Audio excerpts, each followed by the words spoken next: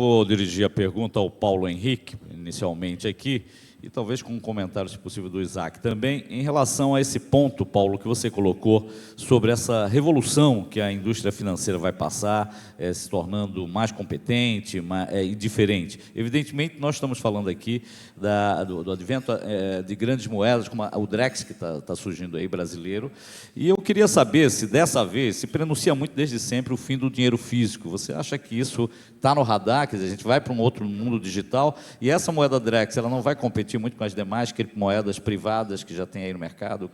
Como é que se analisa esse advento do Drex aqui dentro do Brasil, lá no Brasil? Obrigado, Carlos, pela pergunta. Acho que tem dois vieses aí. O primeiro ligado à questão do numerário, do dinheiro físico. A tendência é que, de fato, cada vez mais ele reduza a participação, desaparecer, principalmente num país continental, com tantas diferenças e desafios logísticos, talvez leve um pouco mais tempo ou nunca aconteça. Mas, certamente, diminuir, como já tem acontecido, a utilização é um caminho sem volta. Em relação ao Drex, eu não acho que seja uma competição com outras moedas privadas, né? Você tem um emissor, que é o próprio Banco Central, que gera uma moeda que, mais do que simplesmente uma questão de investimento ou de expectativa de valorização, como é o caso do Bitcoin, ele agrega um conjunto de itens de eficiência, segurança, facilidade para o sistema e para o país, é que eu acho que realmente tem valor. Então, na minha visão, são usos diferentes. Apesar de compartilhamento, muitas vezes, da mesma tecnologia, o uso é completamente diferente. Na minha visão, é uma tendência também sem volta. A gente precisa abraçar essa mudança. Muitas vezes a gente pensa, inclusive, nessas moedas, sem considerar os benefícios que elas trazem de transparência. Por exemplo, qualquer transação que acontece é plenamente rastreável, é pública e vai dar uma simplificação, um acesso, uma ampliação de eficiência bastante grande. Então, acho que esse é o caminho, tanto que a gente tem 131 países hoje no mundo, que correspondem a mais de 98% do PIB, com iniciativas de desenvolvimento de suas próprias moedas digitais. Obrigado, Paulo. Isaac, você pode comentar também? Por favor.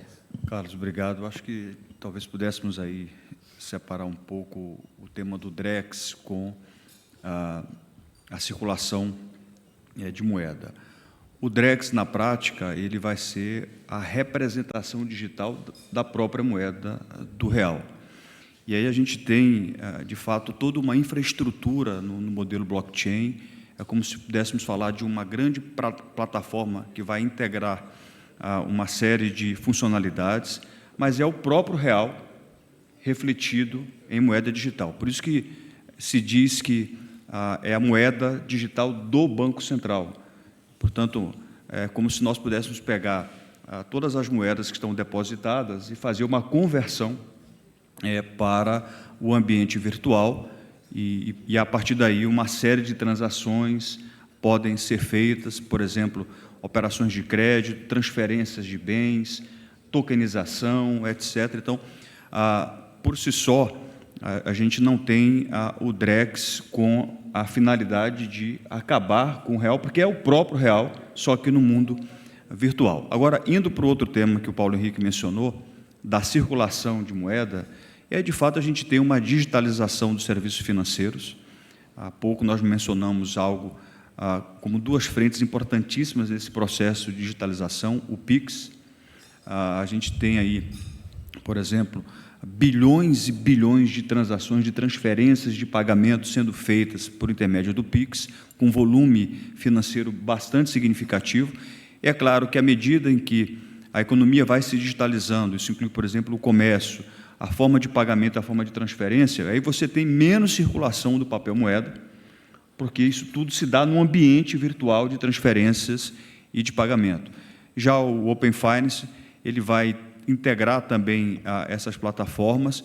Na verdade, ali é uma seara de compartilhamento de dados que vai permitir com que as pessoas possam ter uma espécie de agregadores financeiros, de plataformas, de marketplace, a partir dali, um ambiente em que as pessoas vão poder compartilhar seus dados com todas as instituições e que vão fazer ofertas, inclusive customizadas, de produtos e serviços. Mas, tentando responder a sua pergunta, quanto mais a economia se digitalizar, quanto mais comércio, varejo, serviço e as pessoas puderem ter acesso a serviços financeiros digitalizados, a gente vai ter menos circulação de papel moeda. Isso é diferente do Drex, que é a representação virtual do próprio real. Obrigado, Isaac. Eu vou dirigir minha pergunta à Sandra, com um comentário do Sr. Jorge, que atuam aqui no ambiente europeu, português e europeu. A gente gostaria de ter um mercado financeiro desregulado, é bom para todo mundo, global, desregulado, mas o fato é que a gente vive uma onda de aumento de barreiras comerciais com repercussão no setor financeiro. Bom, só para citar um exemplo traumático, com a invasão russa da Ucrânia, essas restrições atingiram o sacrossanto, outrora sacrossanto território dos detentores da dívida pública americana. Há uma nova força ascendente nos Estados Unidos, o presidente Trump foi eleito para um segundo mandato. O que dá para esperar das novas restrições financeiras que vêm por aí e como operar no mundo desse tipo de uma maneira relativamente eficiente?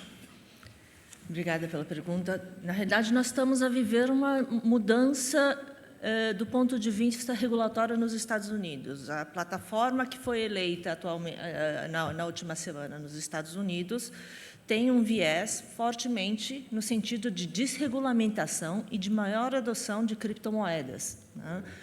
Na contramão, temos uma Europa cada vez mais rigorosa na questão da supervisão dos fluxos financeiros, principalmente por conta da guerra na Ucrânia. Ou seja, o fluxo entre o sistema financeiro europeu e os demais sistemas financeiros passa por um crivo muito maior de KYCs, de supervisão da origem dos recursos, de como esses recursos estão sendo contabilizados na Europa.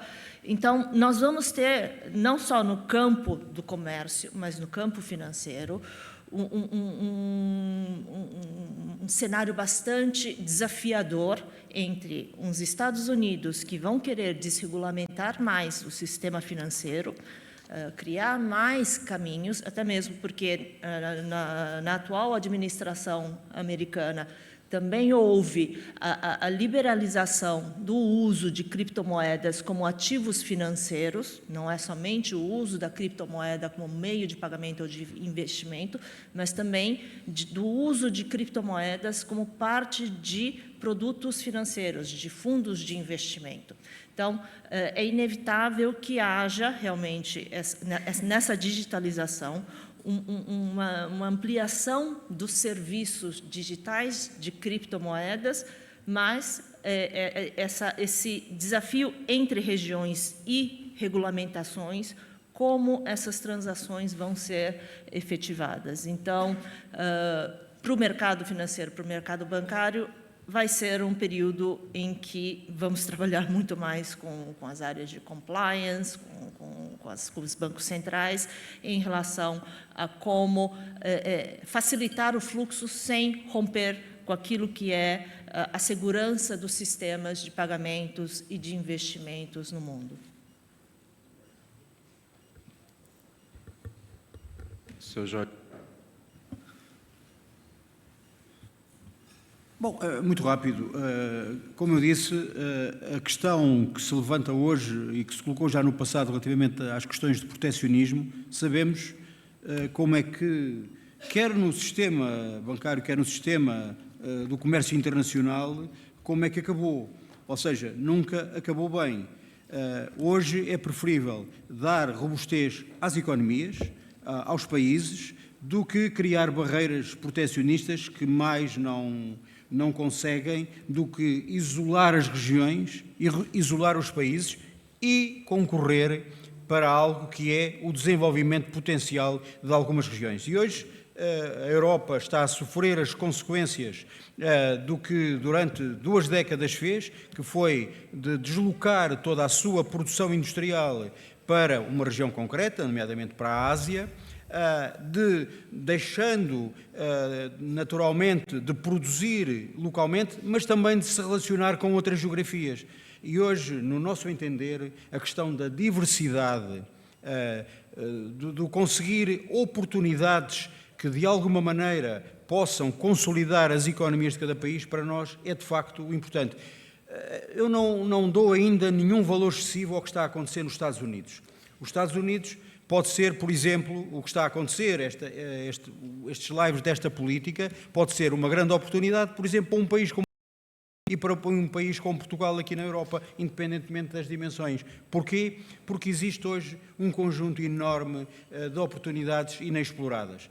Nós esquecemos muitas vezes, falamos de muitos sistemas económicos, esquecemos de uma coisa, esquecemos, por exemplo, do agroalimentar e do potencial que um país como o Brasil tem relativamente à Europa e concretamente relativamente a Portugal. Porque hoje estamos, na realidade, num momento em que é preciso encontrar soluções em várias áreas, mas principalmente naquelas que definem o perfil das economias. Nós não acreditamos que o unilateralismo vá ser a solução para os países. Não o foi nunca. Aliás, as experiências que foram executadas por algumas regiões, concretamente pelos Estados Unidos no passado, não colheram nenhum resultados. Será feita mais uma experiência, mas não acredito que essas sejam as soluções. Em Portugal, e concretamente na CIP, nós pugnamos por uma política multilateral, uma política de relacionamento com as várias geografias e os vários países, e neste caso concreto, que é que nos importa, dar um salto definitivo para a relação Portugal-Brasil. Relações, naturalmente, na cultura, há pouco esqueci-me de referir, na CIP hoje também temos toda a indústria de cultura organizada em termos associativos e em termos de grupos de trabalho. Na cultura temos-lo feito, mas temos que dar um salto muito grande relativamente ao sistema bancário, como é óbvio, ao aperfeiçoamento das legislações, mas sobretudo das práticas que estão em vigor e que às vezes não facilitam por uma razão simples. É a burocracia dos dois lados do Atlântico, não é só aqui. É lá também. E nós temos que quebrar essas barreiras. Do nosso lado, estamos disponíveis para o fazer. Muito bom.